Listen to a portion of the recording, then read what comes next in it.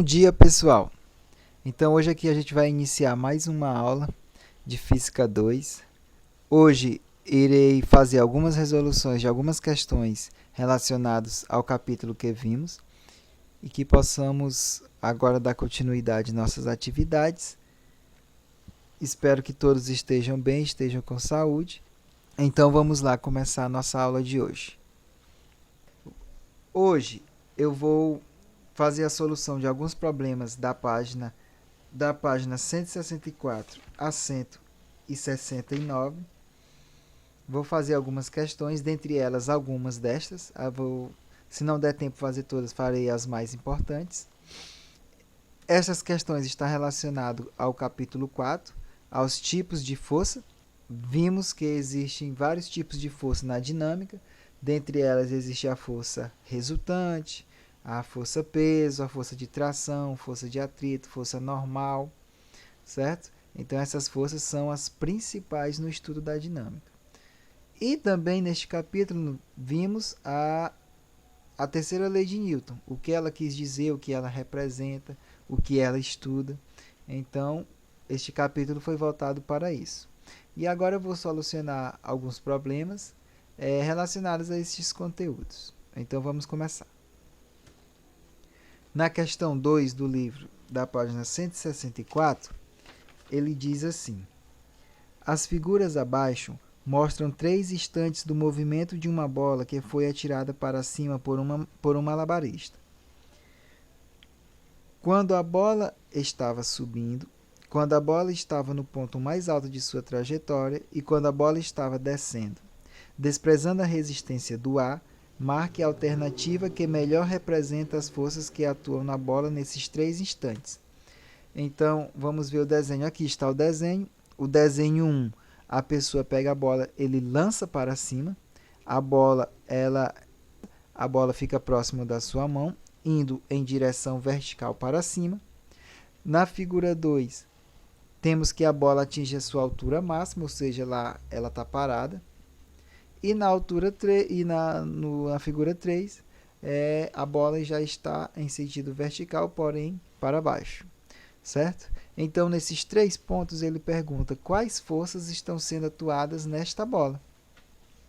Primeiro, se eu estou lançando uma bola para cima e essa bola vai diminuindo a sua velocidade à medida que o tempo passa e depois retorna, então quer dizer que existe uma força contrária ao movimento da bola.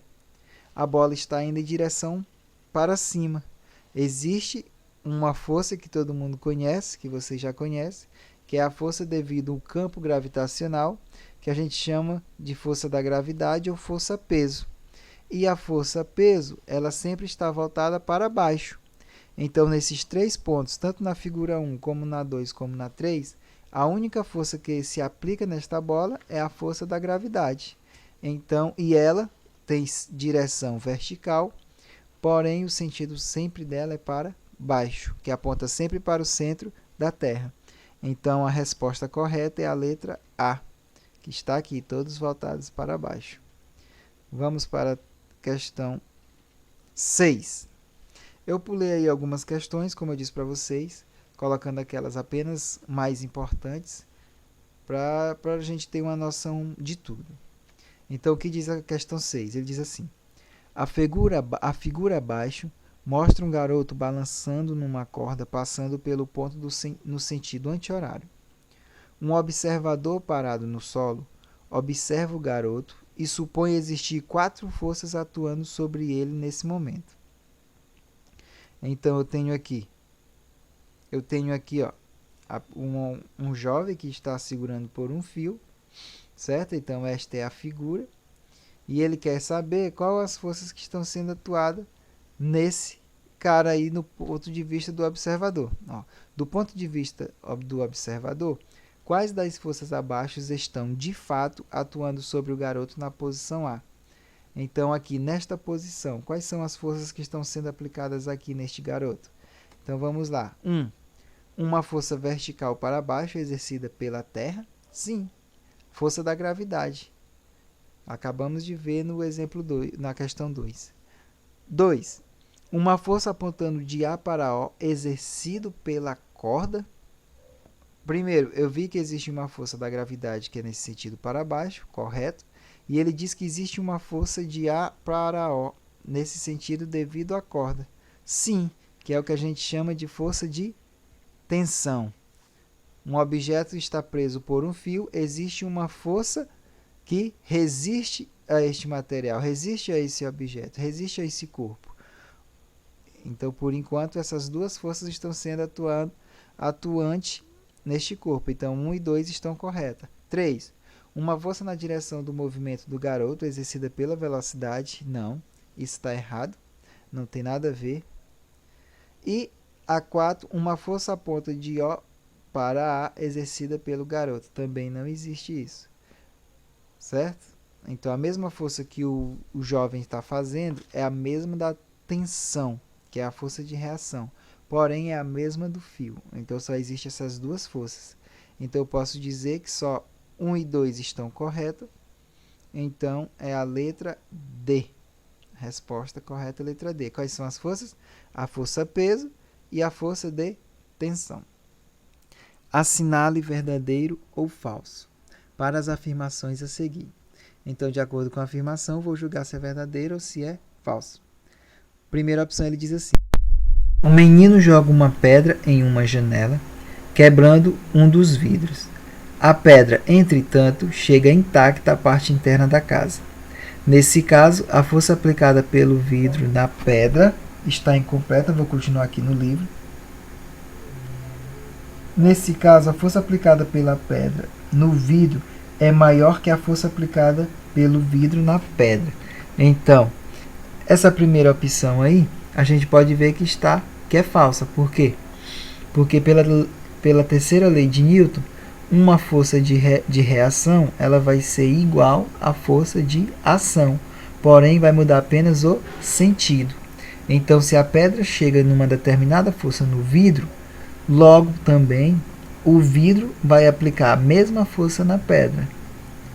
Então, essa questão aí está errada, né?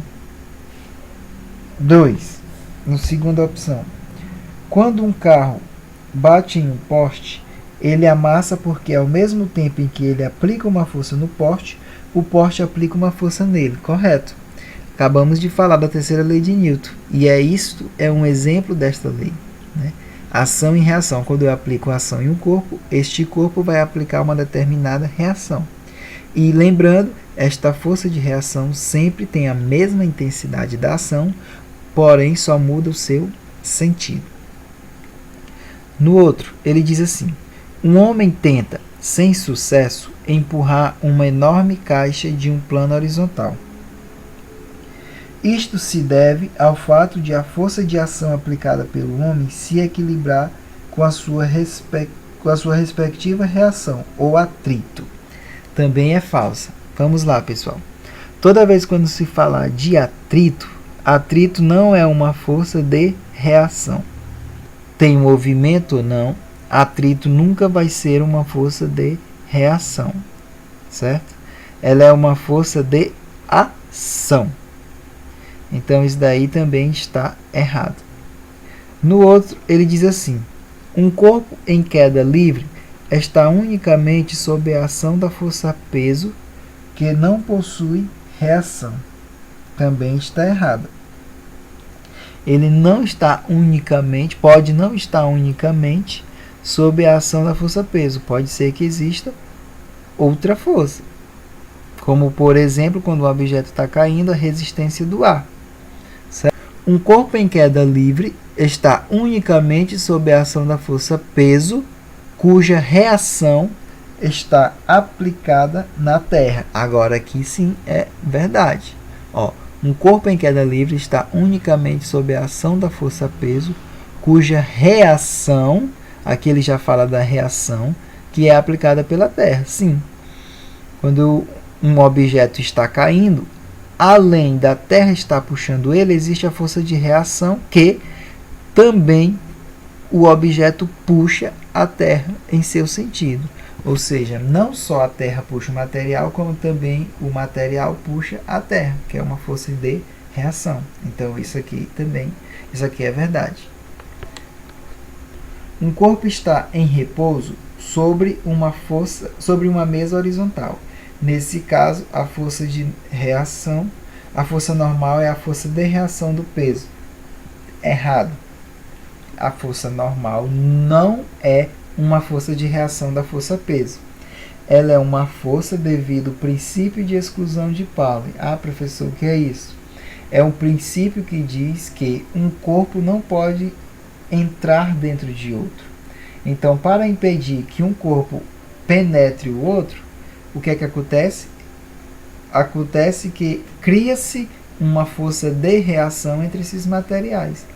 E essa força de reação é o que a gente chama de força normal. É uma força que a superfície exerce sobre o material. Certo? Então, essa daí também está errada. Outra. Pedro dá um soco em Paulo, que, para revidar, dá um soco em Pedro. No sentido da terceira lei de Newton, o soco de Paulo em Pedro constitui a reação do soco de Pedro em Paulo. Também está errado.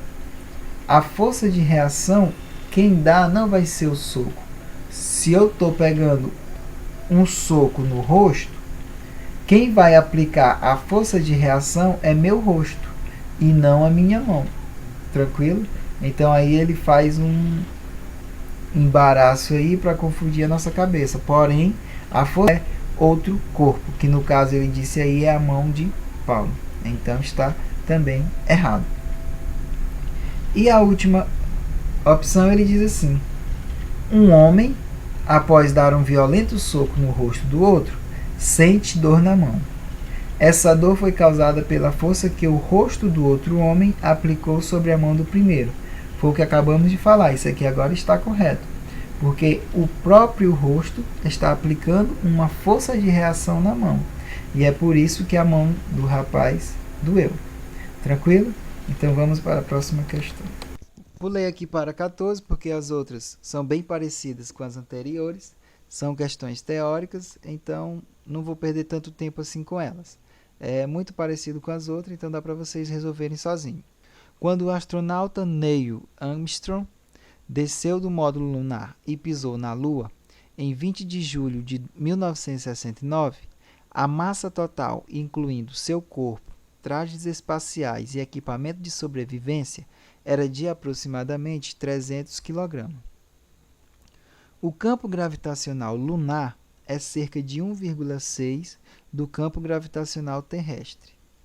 Se a aceleração da gravidade na Terra é aproximadamente 10 metros por segundo ao quadrado, podemos afirmar que a massa total de Armstrong na Lua é de 300 kg e seu peso é 500 N.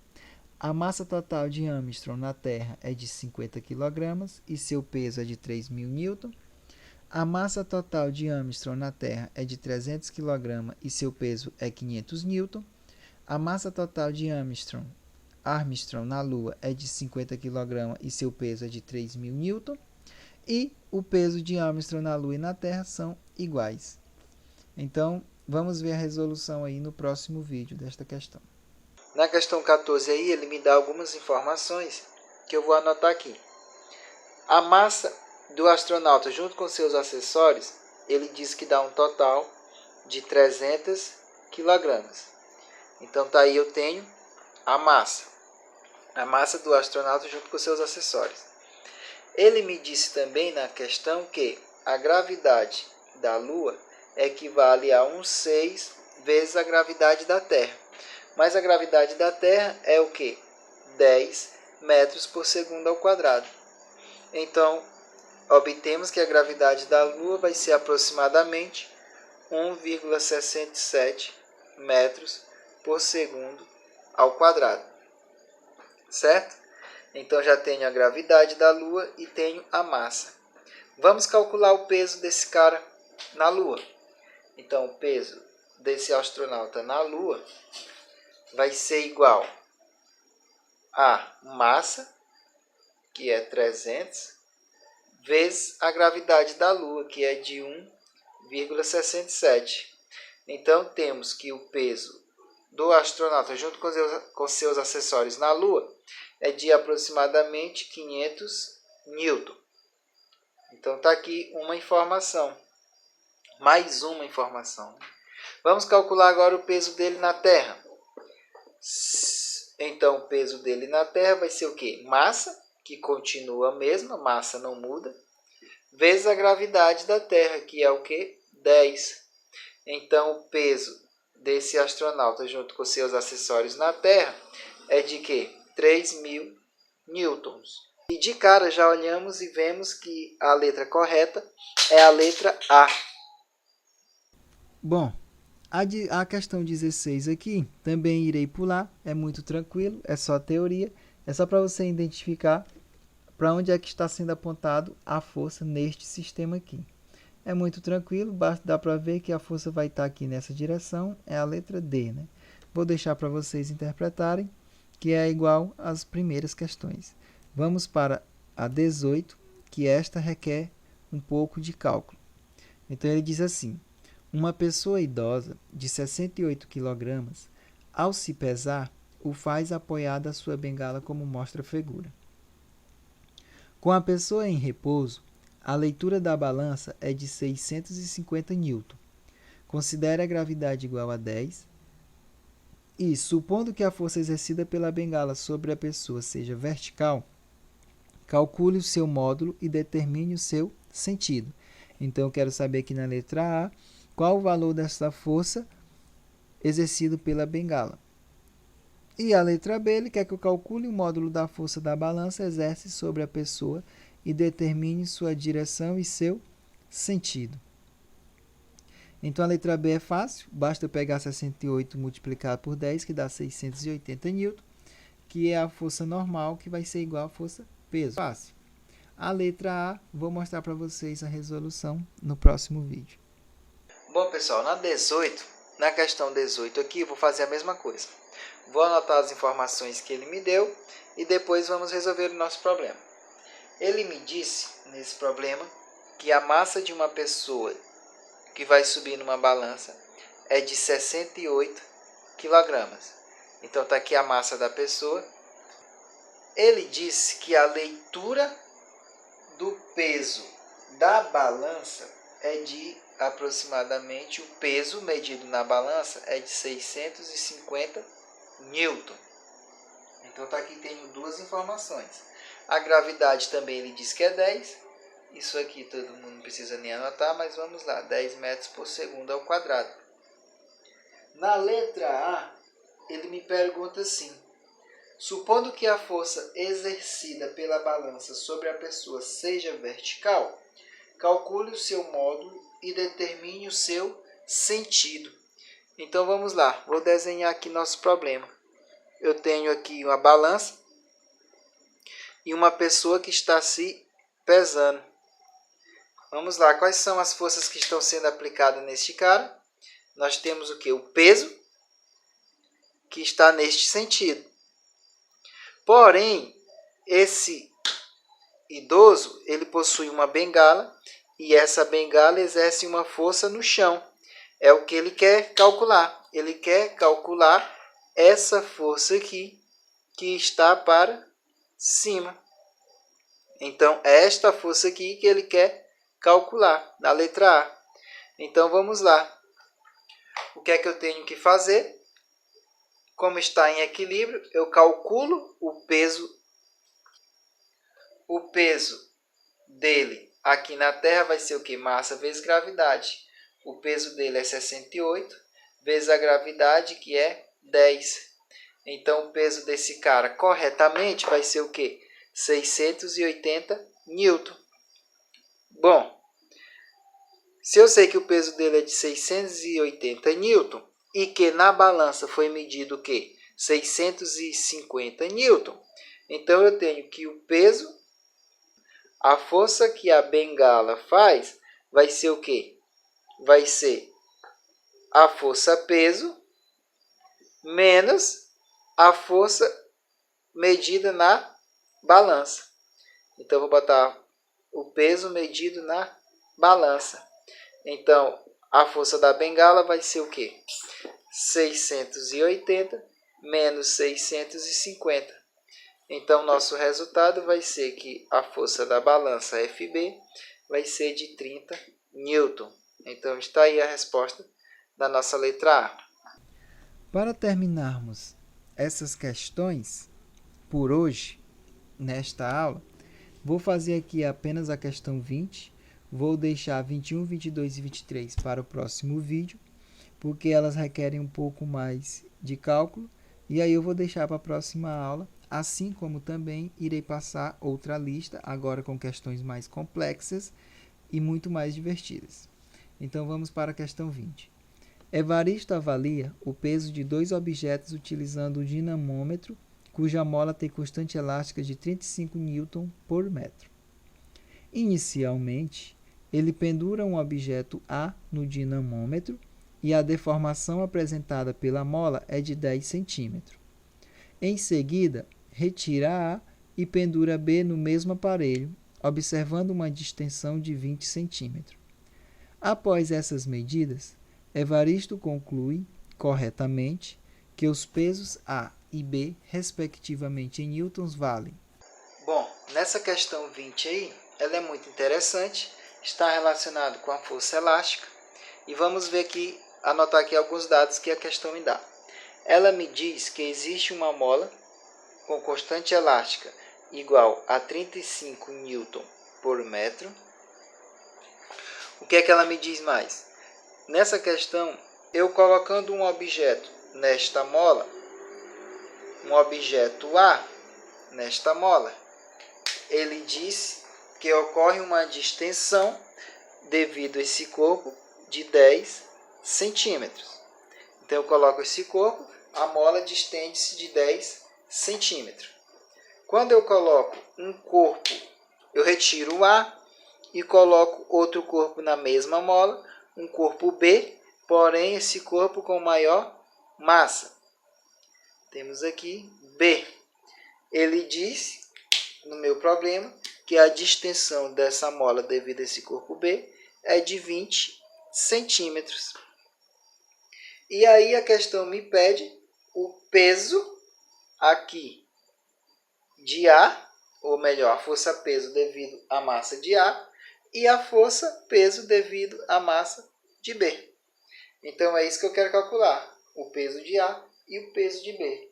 Como esses dois corpos eles ficam em equilíbrio na mola, eu posso dizer que a força elástica vai ser sempre igual a quem? Ao peso. Pronto.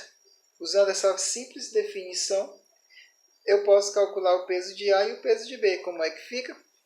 Então, eu tenho, como é que substituindo aqui, peso de A vai ser igual a quem? Vai ser igual o K. Quem é o K? O K é 35 vezes o X. O X foi 10 centímetros. 10 centímetros transformando para metro, fica 0,1. Então, eu tenho que o peso do corpo A é de quê? 3,5 Newton. Fácil, né? Vamos ver para o corpo B, é a mesma coisa. Então, PB vai ser o quê? K vezes X, K eu sei que é 35, vezes a distensão quando eu coloquei o corpo B, que foi de 20 centímetros. Então, fica vezes 20 centímetros. Porém, transformando isso aqui para metros, fica 0,2. E isso equivale a aproximadamente PB vai ser igual a 7 Newton. Resultando assim a resposta na letra A. Então, vimos aí no cálculo que a resposta equivale à letra A, 3,5 Newton e 7 Newton, respectivamente dos corpos, os pesos dos corpos A e B. Então, como já tinham falado, vamos ficar por hoje até aqui nessa 20ª questão, e as 3 últimas a gente deixa para a próxima videoaula ou para a próxima aula ao vivo. Refaçam as questões, aconselho a vocês a fazerem as questões de novo, então aconselho vocês a fazerem e refaçam outras questões. Qualquer dúvida podem me informar pelo WhatsApp, pelo Zoom, por qualquer aparelho de comunicação, que eu estarei à disposição para ajudar vocês. Então, a aula de hoje eu não coloquei muitos efeitos, foquei muito mesmo só na resolução dos exercícios, que por enquanto é o que nos resta para terminarmos este capítulo. Então, muito obrigado pela atenção de vocês, espero que tenham gostado das resoluções e até a próxima aula.